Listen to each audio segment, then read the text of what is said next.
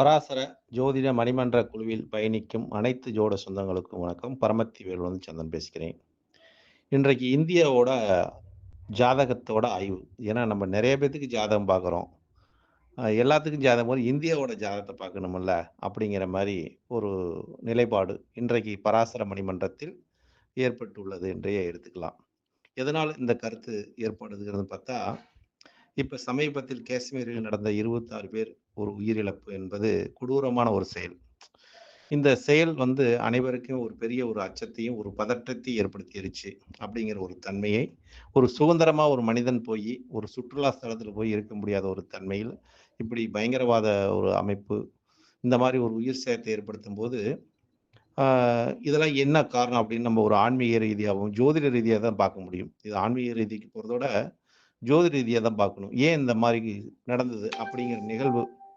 ஏன்னா, இப்ப இந்தியாவோட வயசு என்று பார்க்கும்போது 77 வயசு முடிஞ்சு 78வது வயசு நடக்குது. 77 வயசு 8 மாசம் 16 நாள் இன்னையோட 77 வருஷம் ஆயிருச்சு. 78வது வருஷத்துல நம்ம இருக்கிறோம். இப்ப நடக்கக்கூடிய சனி திசை இவங்க இப்ப இந்தியா சுதந்திரம் அடைஞ்சபோது, சனி திசை 18 ஆண்டுகள் 26 நாள் அப்படிங்கிற ஒரு தன்மையில இந்த நட்சத்திரம் அன்றைக்கு நமக்கு தசா ஆரம்பிச்சிருக்குது. இப்ப நடக்கக்கூடிய தசா காலங்கள் என்று பார்க்கும்போது, இதோட தசா காலங்கள் இப்ப சந்திர மகாதிசையில் சூரிய புத்தி முடிய போகுது. 10 வருஷ காலம் சந்திர மகாதிசை. இந்த சந்திரன் மகாதிசையில் ஒரு சிறப்புத்தன்மை என்னன்னா, நாடு ஓரளவுக்கு ஒரு அமைதியான ஒரு நிலைப்பாடு தான் இருந்துச்சு அப்படின்னு சொல்லலாம். 10 வருஷத்துக்கு முன்னாடி பல பிரச்சனைகள்லாம் கூட முன்னாடி நடந்துச்சு. ஆனா, இப்ப நடக்கக்கூடிய ஒரு நிலைப்பாடெல்லாம் பார்க்கும்போது, ஒரு ஒரு மனதளவில் ஏதோ ஒரு ஒரு பூகம்பம் மாரி வந்த மாரி ஒரு நிலைப்பாடெல்லாம் ஏற்படுத்தியிருக்குது. அப்படிங்கிற தன்மை. ஏன் அப்படின்னு பார்க்கும்போது, சூரிய திசை. சூரியன் யார்? அதாவது இந்த ஜாதகத்தை பார்க்கும்போது இந்தியாவோட ஜாதகத்தை பார்க்கும்போது, ரிஷப லக்கினம். லக்கினத்திலேயே அந்நிய கிரகமான ராகு. திதிசூனியம். அப்ப அந்த ராகு அந்நியத்திலிருந்து நம்ம நாட்ட, நம்ம மண்ண நம்ம கைப்பற்றணும். என்ன ரிஷபம் என்பதே ஒரு மண் தத்துவத்துள்ள வீடு. நிலத்தத்துவம். நம்ம நிலத்த அந்நியர்ட்டருந்து நம்ம வாங்கணும் அப்படிங்கிற தன்மையை அங்க சுட்டிக்காட்டுது. நம்ம பூர்வ புண்ணியம் என்று சொல்லக்கூடிய அது நிலத்தத்துவம். நம் பாக்கியம் என்று சொல்லக்கூடியது அது நிலத்தத்துவம். இந்த 1, 5, 9 நிலத்தத்துவத்தில் இந்த லக்கின புள்ளி விழுந்ததே மிகப்பெரிய ஒரு சிறப்பு தான் என்று சொல்ல வேண்டும். அந்த மாரி ஒரு அமைப்பு நிலத்தத்துவத்தில் இந்தியா அமைந்துள்ளது. மண்ணுக்காக போராடினோர்கள் என்று பார்க்கும்போது அதிகம் அப்படிங்கிற தன்மையை இங்க நமக்கு உணர்த்துது. அப்ப இந்த காலகட்டங்கள் நடக்கக்கூடிய ஒரு சம்பவங்களா பார்க்கும்போது, ஏதாச்சும் ஒரு பிரச்சனை, சண்டை வருமா? அப்படின்னா ஒரு அந்நியத்துக்கும் நமக்கு ஒரு சண்டை வருமா? அப்படின்னா, ராகு என்பது ஒரு முஸ்லிம் கிரகம் என்றும் நமக்கு தெரியும். அந்த கிரகம் இப்போ கோச்சார ரீதியா இப்போ கும்பத்துக்கு வருகிறது ராகு. கோச்சார ரீதியா கும்பத்துக்கு வருது. ரிஷப லக்கினத்துக்கு 10ஆம் இடத்துக்கு வருது. 10ஆம் இடம் ஒரு கர்மஸ்தானம். அப்ப 10ல ஒரு பாவி இருக்கிறான். பாவியே வர்றான் 10க்கு அப்படிங்கிற ஒரு தன்மை கர்மஸ்தானம். அப்ப ஏதாச்சும் ஒரு கர்மாக்கள் நடக்கக்கூடிய ஒரு தன்மை உண்டா? நிலைப்பாடை குடுக்குமா? அப்படிங்கிற ஒரு நிலைப்பாடு இருக்குது. ஆனா சனி பகவான் பாருங்க, பாதகாதிபதி ரிஷப லக்கினத்துக்கு 10 கூடையவன் 11க்கு போயிட்டான். இப்ப சனி 11க்கு போனாவே, அங்க ஏதாச்சும் ஒரு என்ன அங்க சொல்லும் அப்படின்னா, நீர்நிலைக்கு உண்டான தன்மை. நீர்நிலையில ஏதோ அசம்பாவிதங்கள் நடக்கும். ஒரு குருவோட வீடு, குரு சம்மந்தம்னா ஆன்மீக கோயிலுக்கெல்லாம் ஒரு சிறப்பான ஒரு நிலைப்பாட்டை குடுக்காம இருக்கும். குருமார்களுக்கு ஒரு சிறப்பான நிலைப்பாட்ட குடுக்காது. ஏன்னா குருவோட வீட்ல சனி அப்படிங்கிற தன்மை. ரிஷப லக்கினத்துக்கு குரு பாவி தான். அப்ப இந்த நிலைப்பாடெல்லாம் நம்ம எடுத்துக்கிட்டு நெறைய சொல்லிட்டு போலாம். ஆனா, இந்த சண்டை வருமா? வராதா? அப்படிங்கிற ஒரு கேள்வி. ஆனா, இப்ப நடக்கக்கூடிய தசாகாலங்கள் சூரியனோட புத்தி. சந்திர திசையில் சூரியனோட புத்திங்கும்போது, அரசாங்கம் மூலியமாக ஒரு பேச்சுவார்த்தை என்று சொல்லக்கூடிய ஏன்னா சூரியன் என்பதே ஒரு ஒரு அதிகாரம் பண்ணக்கூடிய கிரகம் தானே. சூரியன் ஒரு அதிகாரம் பண்ணக்கூடிய கிரகம். அந்த கிரகம் லக்னாதிபதி அதான் 2க்கும் 5 கூடிய சாரத்த பெற்று 3ஆம் இடத்துல இருக்குது. தைரியம் என்று சொல்லக்கூடிய இடத்துல நிக்குது. அதாவது யுத்தம் என்று சொல்லக்கூடிய இடத்துல யுத்த கிரகங்களா சேர்ந்திருக்குன்னு வச்சுக்கங்களேன்.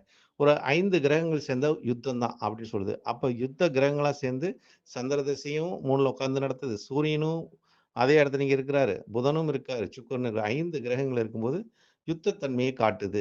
அப்படிங்கிற நிலைப்பாடு இங்க நம்ம எடுத்துக்கலாம்.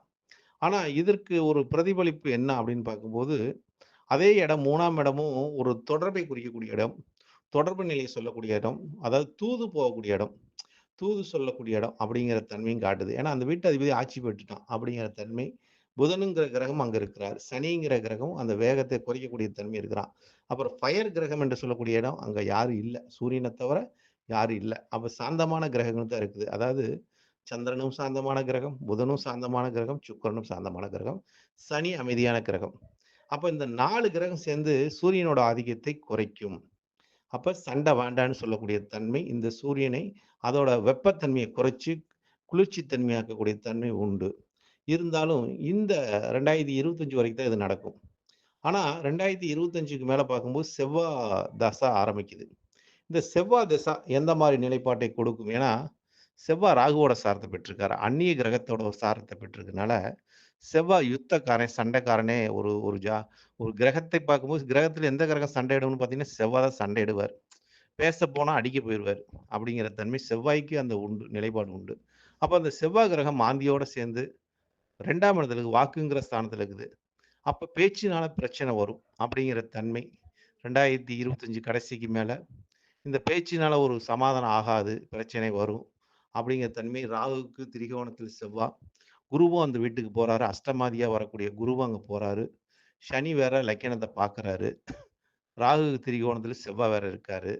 அப்படிங்கிற தன்மைலாம் இந்த ஜாதகத்தை பார்க்கும்போது நமக்கு கோடிட்டு காட்டுகிறது. அப்ப செவ்வாய் திசை வரும்போது சண்டை வரும். நிச்சயமாக சண்டை வரும். அப்படிங்கிற தன்மை. எப்ப வரும் அப்படின்னு பார்த்தா, செவ்வாய் திசை ஆரம்பிக்கும்போது வந்துருமா? அதுக்கு முன்னாடியே வந்துருமான்னு பார்த்தா, இப்ப சூரிய புத்தியே அதுக்கு உண்டான ஒரு நிலைப்பாட்டை காட்டுது.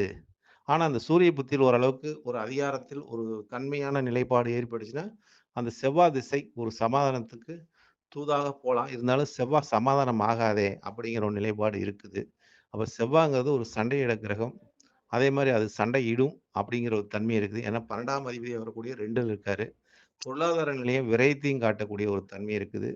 அப்ப 2ஆம் இடங்கிறது நம்மளோட நாட்டோட குடும்பஸ்தானம். குடும்பம்னு சொல்லக்கூடிய இடம். அப்போ உறவுக்குள் ஒரு பிரச்சனை, வழக்குகள் இந்த மாரி நெறையா இருக்கக்கூடிய தன்மை, நமக்குள் ஒரு ஒற்றுமை இல்லாத தன்மை, கலகத்தை ஏற்படுத்தக்கூடிய தன்மையும் இங்க காட்டுகிறது. அப்ப திரிகோணத்தில இந்த செவ்வாய்க்கு திரிகோணத்தில ராகு இருப்பதும், இப்ப குரு அங்க போவதும், இந்த மாரி ஒரு நிலைப்பாட்டை எடுத்து காட்டக்கூடிய ஒரு தன்மையா இருக்கிறது. இருந்தாலும் இந்த செவ்வாய் திசை வரும்போது, நம்ம இந்தியாவுக்கு பெரிய ஒரு இழப்பை ஏற்படுத்தும். ரத்தம் சிந்தக்கூடிய ஒரு தன்மையும் உண்டாகும். அதுக்கு உண்டான கிரகமே செவ்வா தான். அவரு இந்த ரிஷப லக்னத்த பொறுத்தளவுக்கு 7க்கும் 12 கூடையவரா வந்தாலும், அவர் வந்து 2ஆம் இடத்துல இருப்பது அவ்வள சிறப்பு இருக்காது என்ற ஒரு நிலைப்பாடு. யுத்தத்தை ஒரு முன்னெடுத்து முன்னெடுத்து செல்லக்கூடிய ஒரு கிரகமாக செவ்வாய் இருக்கிறதுனால, செவ்வாய் திசை 7 வருட காலம் இந்தியாவுக்கு ஒரு பின்னடைவை கொடுக்கும் என்பது எள்ளளவு சந்தேகம் இல்ல. இருந்தாலும் அந்த போர்ல ஜெயிக்கக்கூடிய தன்மை, ஏன்னா செவ்வாய் அந்நிய கிரகத்தோட சாரத்த வாங்கியிருக்கிறனால, அந்த ராகு பகவான் லக்கினத்திலே இருக்கிறனால, நமக்கு அந்நியரோட ஆதரவும் உண்டு அப்படிங்கிறத இங்க எடுத்துக்காட்டக்கூடிய ஒரு தன்மை இருக்குது. அப்ப ஒரு போர் நடக்கக்கூடிய ஒரு வாய்ப்பும் உள்ளது. அந்த போரில் வந்து ஒரு நல்ல ஒரு நிலையை அடையக்கூடிய ஒரு தன்மை இருக்குது. அந்த போரினால் யாருக்கு லாபம் அப்படின்னு பார்த்தா, அந்த போர் நடந்தது யாருக்கும் ஒரு பிரச்சனை என்பது பார்க்கும்போது அதிகரிக்க தான் சொல்லும் ஒழிய, நடந்து முடிஞ்சதுக்கு அப்புறம் தான் இந்த போரே நடந்திருக்காம இருப்பது நல்லது என்ற ஒரு நிலைப்பாட்டை உணர்த்தக்கூடிய ஒரு நிலைப்பாடாக இருக்கும் என்பது இந்த கிரகங்கள் சுட்டிக்காட்டக்கூடிய ஒரு நிலைப்பாட்டை உங்களிடத்தில் பகிர்ந்து கொண்ட நண்பர்களே. நன்றி, வணக்கம். வாழ்க வளமுடன். பரமத்தி வேலுச்சந்திரன்.